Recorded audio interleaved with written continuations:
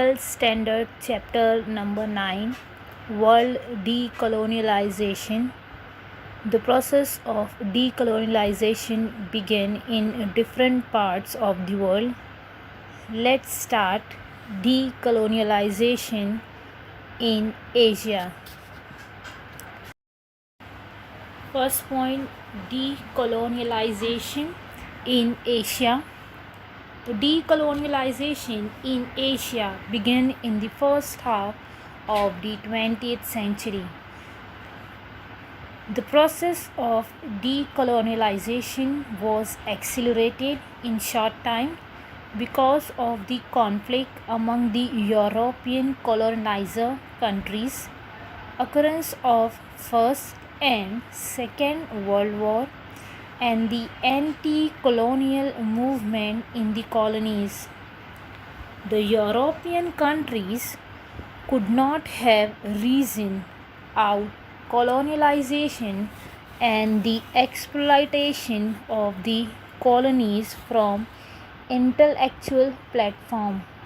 The Indian freedom movement had reached culminating points under the leadership of Mahatma Gandhi.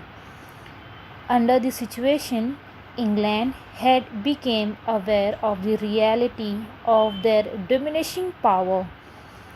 This resulted in gradually introducing the system of internal autonomy in some of the colonies. At that time, Germany and Turkey were defeated in the First World War. To manage the administration of the colonies, which were under the control of Germany and Turkey, the League of Nations introduced the system of trustee. England and France entrusted with the role of trustee. Later, India, Cyprus, and Malta successively gained their independence. In 1971, England withdrew its army from the Gulf of Iran.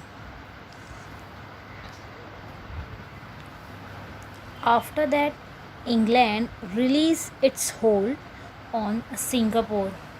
Indochina, Morocco, Tunisia, and Algeria were under French domination. These countries became independent by the end of the 20th century. South Africa also gained independence. Colonialism came to an end, and gradually the process of decolonialization was completed. United Nations was largely responsible for facilitating this process. Maldives. Portuguese entered Maldives in 1507. Since then, Maldives began paying tribute to Portuguese in Goa. In 1573, the Portuguese rule was ended by Muhammad Thakurubhun al-Azam from Malabar. After his accession as the Sultan of Maldives, he made a treaty with the Dutch and gave them the administrative responsibility of Maldives. From there on, the Sultan of Maldives began to pay tribute to the Dutch in Sri Lanka. Later, Maldives was taken over by the British. They built a naval base and a radio transmission center in Maldives. They also took Indian laborers to work in the paddy field in Maldives. Maldives became independent on 26 July 1965 by a treaty signed at Colombo. The process of decolonialization also began in Sri Lanka. The British ruled here from 1798 to 1948. They took over Sri Lanka by defeating the Dutch and the Portuguese. There were uprisings in Sri Lanka against the British rule. The British plantation owners had taken many laborers from Tamil Nadu to work in coffee plantation. In Sri Lanka, the British dominated the production and market of coffee, tea, rubber, and coconut. They developed Colombo as an international port city. They also established colleges and university here and encouraged Buddhist studies. Sri Lanka became independent in 1948. After Sri Lanka, we have Myanmar, also known as Brahmadesh. In 1599, the Portuguese defeated the king of one of the kingdoms in Myanmar. However, in 1611, various dynasties ruling in Myanmar got together and defeated the Portuguese and amalgamated their kingdoms. United Myanmar adopted an expansionist policy and conquered Manipur and Assam. It meant that the British Indian territory was under threat of being invaded, a situation that caused three wars between the British and Myanmar. The first war in 1826 was won by the British and they took over Assam and Manipur. They also defeated Myanmar in the second war. At about the same time, the French had taken over the region of Upper Burma. Upper Burma is the central and northern region of Myanmar, is traditionally known as Upper Burma, comprising Mandalay and surrounding region. In the third war, the British won this region too, thereby ruling over entire Myanmar. The British administration annexed Myanmar as a province of British India. In 1935, it was again separated from India and was granted autonomy. After 1937, the people in Myanmar created an organization called Burma Independence Army under the leadership of Aung San. This organization helped the Japanese during the Second World War. It looked like a downslide for the British. However, they strengthening their hold in Myanmar once again with the help of America. The British learned their lesson that as administrator, they could not afford to neglect the popular opinion in a country. They appointed Aung San as vice president. The British granted independence to Myanmar on 4th January 1948. The process of decolonialization began in Africa.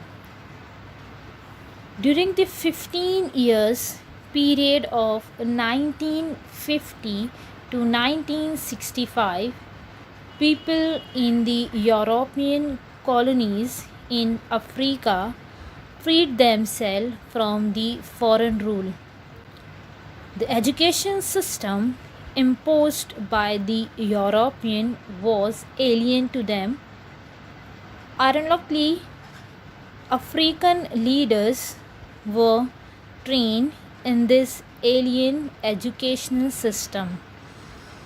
Their education had introduced them American independence struggle, French Revolution, and nationalism. The African people became aware of nationalism and national pride. After the Second World War, nationalism got a further boost.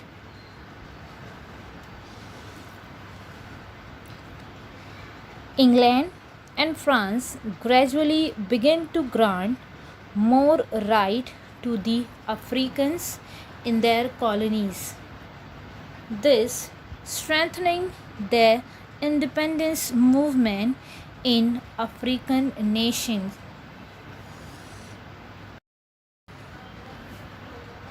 Badun Conference. India called the first conference of Asian countries in 1947.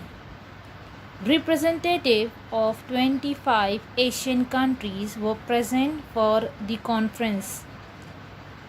In this conference, the concept of Asian regionalism was shaped. The issue like common problem faced by Asian people, the social, economic and cultural problems of the Asian countries, the need of mutual cooperation among the Asian countries were discussed in this conference. This conference was followed by the first conference of Asian and African countries held in 1955 at Badung in Indonesia. This is known as Badung Conference. In this conference, the problem of Afro-Asian countries were discussed and it was decided to focus on world peace and mutual cooperation. Concept of African unity. H.S. Williams was the first person to think of the African unity. He formed an organization while he was in London called African Association, later called as Pan-African Association.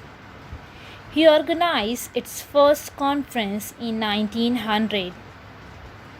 W.E.B. Du Bois, an American sociologist of African origin, was present in this conference.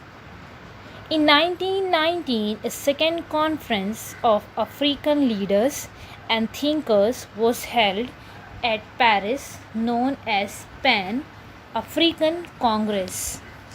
Thereafter, W.E.B. Du Bois and his associates called a series of Pan-African congresses at various places.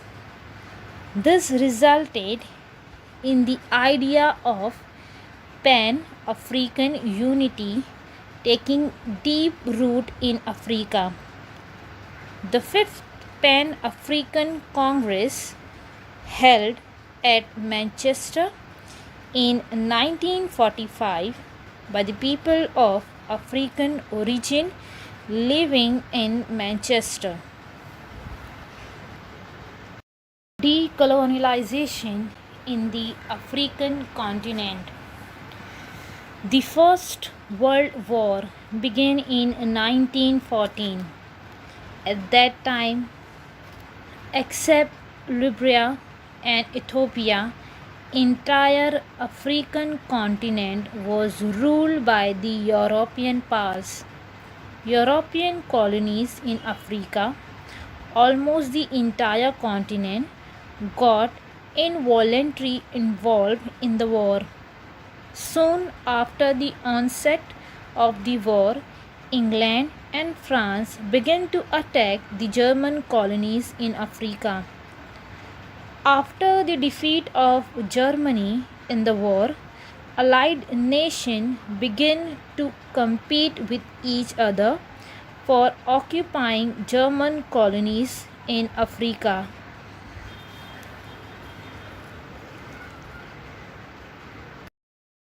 The American President Woodrow Wilson, considering the situation, suggested that the various European nations should act as trustee of the erstwhile German colonies and administer them only as a protectorates. It was necessary to give the colonies internal autonomy. Hence, the League of Nations decided with mutual understanding that England, France, and Belgium should divide the colonies among themselves. A committee of 11 members was appointed by the League to supervise the administration of the colonies. The four British colonies, namely Cape Colony, Natal, Orange Free State, and Transvaal, were merged or amalgamated, and the state of South Africa was created in 1920s. However, the dominance of the white people continued unchanged. Egypt got its independence before the end of Second World War. Following it, Libya, Tunisia, Morocco, Algeria, and Ghana became independent one after another. At about the middle of the 20th century, in all 12 French colonies, such as Ivory Coast, Madagascar, Mali in Central Africa, became independent.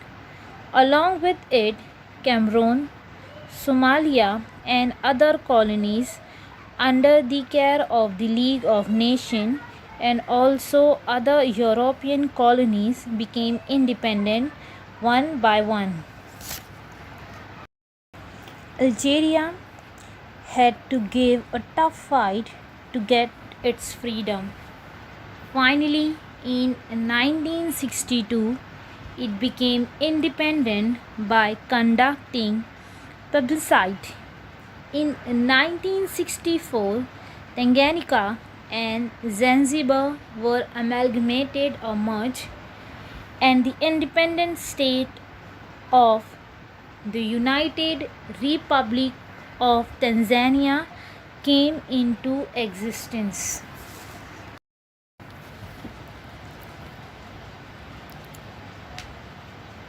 Before the Second World War, Italy has taken over Ethiopia, Libya, and annexed it to the Italian Empire. During the Second World War, Mussolini, the dictator of Italy, had used these two regions for launching attacks on Egypt and other British colonies in Africa. The African battlefield in the Second World War had separated from Morocco and Libya in the north to Ethiopia and Somaliland on the eastern border of Africa. We already see these places in the map. The British Empire in Africa was in danger because of the aggression of Italy and the German General Erwin Rommel, Indian soldier in the British Army who fought with great resilience. With their help, the British could compel the combined armies of the Italy and Germany to retreat. Italy and Germany had to lose their colonies in Africa at the end of the Second World War in 1945. The end of the Second World War was created an environment in which the process of decolonialization gained momentum. The Asian and African continents were filled with a heightened spirit of independence movement. The awareness about these movements spread rapidly. Many countries in both continents obtained their freedom. However, development in these countries were also being watched by the America and Russia. Both these countries were emerged as the superpower. Each of them was trying to attract maximum countries on its side.